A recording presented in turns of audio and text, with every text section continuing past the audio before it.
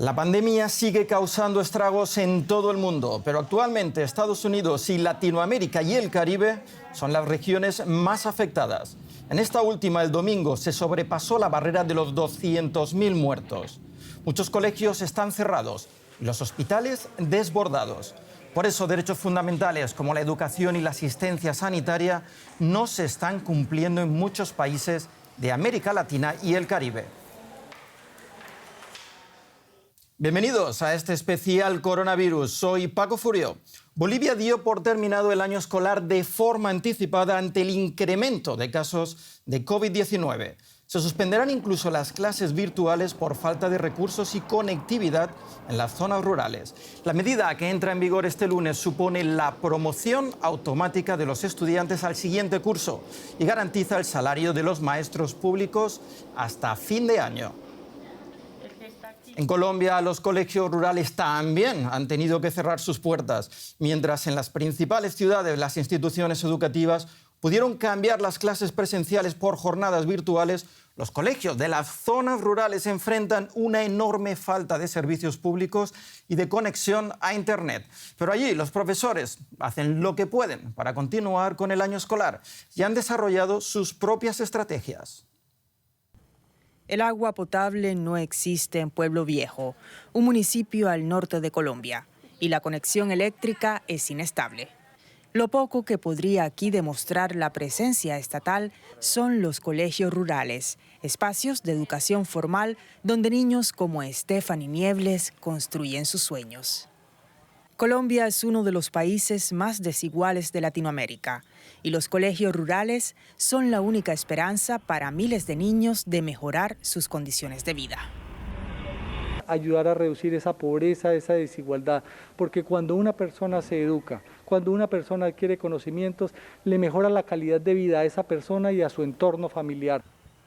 La pandemia obligó a cerrar los colegios rurales. Después de semanas en confinamiento, la maestra Ana Marriaga visita sus aulas de clases. Es como cuando llego a mi salón y espero a mis niños. Ya, lo espera uno con alegría, con entusiasmo, ya que yo laboro en jornada de la mañana. Entonces lo espero con una sonrisa, con un abrazo. La mayoría de los niños, como son niños pequeños, seño, y el abrazo, el beso. Al estar hoy en este salón solo, me da un poquito de nostalgia.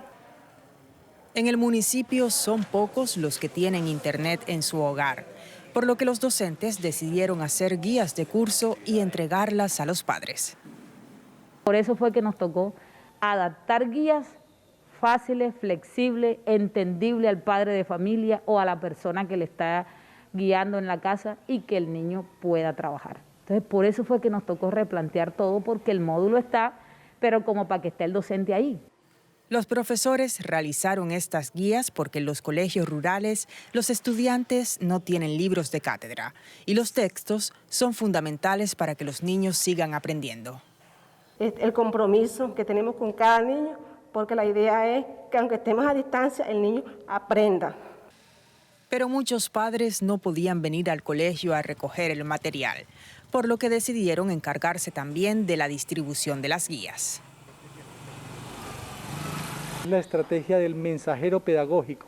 Una persona o un grupo de personas conocedoras de la región, de sus municipios, de su zona, se encargan de llevar las guías, los talleres, los trabajos que se están desarrollando a cada una de las casas de los alumnos. De este modo, niños que no cuentan con internet o una computadora en su casa pueden continuar con su proceso de aprendizaje, sin tener que salir de su hogar ni generar gastos adicionales para sus padres. Hay que estudiar mucho porque una persona que estudia puede llegar a ser muy grande. Sofía espera que sus clases por guías le permitan superar este año escolar. Sabe que para su pueblo es fundamental que todos los niños como ella progresen. Esta pandemia está restringiendo los derechos de mucha gente. Derecho al trabajo, a la educación, a una asistencia sanitaria. La Comisión Interamericana de Derechos Humanos adoptó recientemente una resolución que establece directrices sobre los derechos humanos de las personas con COVID-19. Conectamos ahora con Soledad García Muñoz, relatora especial sobre los derechos económicos, sociales, culturales y ambientales. Bienvenida y gracias por estar hoy con nosotros. Acabamos de ver en el reportaje que la educación se está viendo seriamente afectada por la pandemia en Latinoamérica y Caribe. ¿En qué situación de vulnerabilidad deja esto a los niños de la región? Bueno, efectivamente se trata de una situación que desafía a todos los niveles de la educación y que resulta sumamente preocupante, especialmente para las niñas y los niños que pertenecen a los grupos que se encuentran en mayor situación de vulnerabilidad, como indígenas, afrodescendientes, migrantes, y en todo caso en situación de pobreza. Recordemos que la educación es un derecho humano intrínseco y que a su vez es una llave para la realización de los derechos humanos. Lo acabamos de hablar en uno de los testimonios, lo acabamos de escuchar. Y en el contexto de pandemia muchos niños y niñas se están viendo privados de ese derecho por distintos factores, como el trabajo infantil o uno de los mayores también es la falta de acceso a Internet. En ese sentido, la brecha digital es uno de los principales enemigos del derecho a la educación hoy en día y por esto desde la Comisión y sus relatorías especiales estamos siguiendo con especial atención el tema, desarrollando también guías para que los estados actúen con apego a sus compromisos internacionales de derechos humanos. ¿Y cuál es el principal objetivo y utilidad de la Resolución 420 sobre derechos de las personas con COVID-19? Bueno, esta es una resolución por la cual la Comisión adopta las directrices interamericanas sobre los derechos humanos de las personas con COVID-19 tras un proceso de identificación de las situaciones y derechos más afectados por quienes tienen COVID-19 en América a partir de que se declaró la pandemia. En tal sentido, no hablamos de pacientes, sino de un concepto amplio que abarca a las personas presumiblemente contagiadas por el virus, a las personas que están en fase presintomática, sintomática o asintomática y también a las familias y cuidadores o cuidadoras de estas personas, entendiendo familia en un concepto amplio. En tal sentido, se trata de una resolución muy innovadora, yo diría que no solo a nivel de América, sino a nivel internacional. Todavía no ha habido pronunciamientos de órganos de derechos humanos de este calibre que pongan en el centro los derechos de las personas con COVID-19, porque la crisis sanitaria nos ha hecho entender desde la Comisión y sus relatorías que las personas con COVID-19 sufren un especial riesgo de violaciones de sus derechos humanos y que está el imperativo, por supuesto, de proteger el derecho a la vida y a la salud desde la perspectiva de la interdependencia e indivisibilidad de los derechos humanos. Y en esta resolución lo que hacemos es dar guías precisamente a los estados para que sus políticas públicas, que sus decisiones, que sus recursos disponibles reflejen las necesidades de protección de las personas con COVID-19. Muy brevemente, Soledad, ¿cuáles son los principales inconvenientes o retos para hacer cumplir esta resolución? Bueno, la resolución se acaba de adoptar y es muy pronto para diagnosticar los inconvenientes.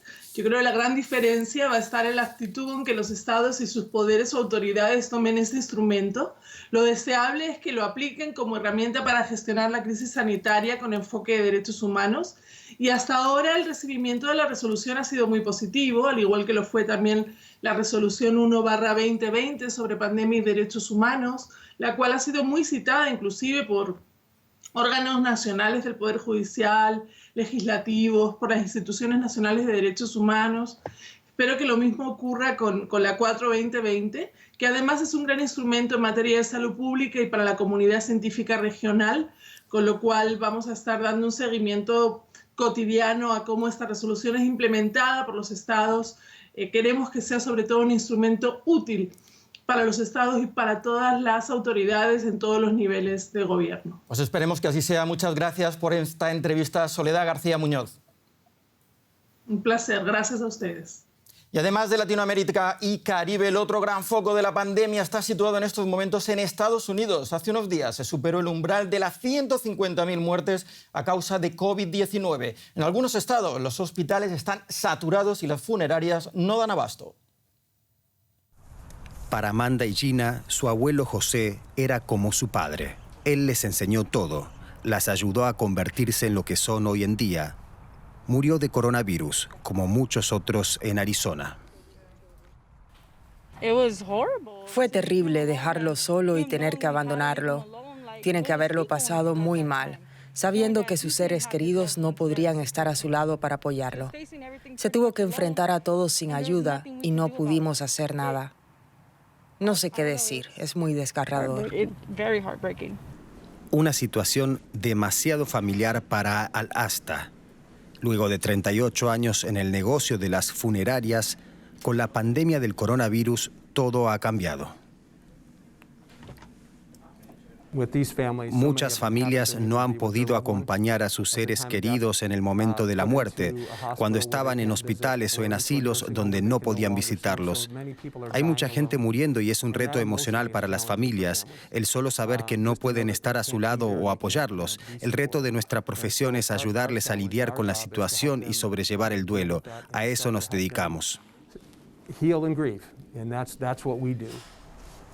Casi 2.500 personas han muerto por coronavirus en Arizona. Muchos hospitales están al límite, tanto de pacientes como de fallecidos. Cuando nos llaman por una muerte, el hospital nos pide acudir rápidamente, pues no tienen capacidad para guardar los cadáveres. Tratan de evitar recurrir a esas cabinas móviles, pero cuando ahora acudimos a los hospitales para recoger un cuerpo, realmente tenemos que buscar si el cuerpo se encuentra en las instalaciones del hospital o en las cabinas móviles. Ha pasado algo más de una semana desde que enterraron a su abuelo. Amanda y Gina aún necesitan tiempo para aceptar su pérdida, pero tienen la certeza de quién es responsable por todo. Podrían haberlo manejado mucho mejor. Creo que lo sabían desde el principio y no hicieron nada, para que no entrara en pánico todo el mundo. Pero al mismo tiempo, mira lo que está pasando. La gente sigue enfermándose y realmente no hacen demasiado. La gente enferma va al hospital y sigue muriéndose. Y no entiendo por qué. Creo que no es justo para ninguno de nosotros. Un sentir que comparten muchos familiares de fallecidos. La falta de liderazgo en la Casa Blanca es casi tan peligrosa como el virus. Y esto es todo por hoy en el especial Coronavirus. Recuerden que pueden obtener más información, cifras y gráficas en las redes sociales, así como en nuestra página web. Gracias por su atención. Hasta pronto.